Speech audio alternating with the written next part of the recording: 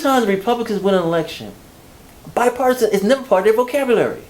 I never hear the Republicans win, and the first thing they say, well, we're bipartisan, we're going to represent everybody. No, they say, well, this gives us a mandate to do what we want to do. The Democrats, like, well, we're going to really have to, we really want to look out for everybody, we're going to represent everybody, it's going to be bipartisan. No, you have the ball. It's from your house. If you don't, they take the ball home. They don't even play with you. You see what I'm saying? And what happened? Democrats are like, oh, this is my ball here. And your mother, you come back home with no ball that your father worked hard for. Gene, where's the ball? Oh, I gave it away. Or somebody took it from me. Get out of here. What type of neighborhood am I living in? Somebody takes your ball. You know? And that's what bipartisan means, sharing the ball. You know what I'm saying? And these guys, they don't want to share the ball. They want to make up new games. And this is where it happened. And when we look at American history, this isn't a proud moment.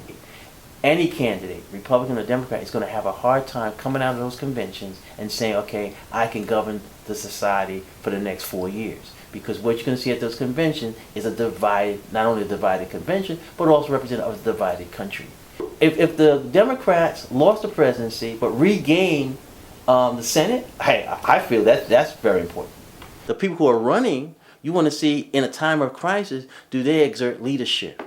Do they exert leadership? And that's the thing that I think goes back in terms of, we hope on both parties that you elect people who are going to be able to lead and govern. And that's what makes Trump and made McCain a very sort of like dangerous pick, because they seem very impulsive, very, something happens, they want to strike back quickly, and you really can't have that type of person in the Oval Office. Think about that in terms of, if Obama was really not listening and everybody thought he was like, not emotional and this and that. If he was more emotional, he'd be like, okay, let me start a war over here, let me start a war over there. You can't do that, okay? And I think that when we look at the first decision the candidates make, who's their running mate, okay? Who's their running mate? And we'll know if they're lying.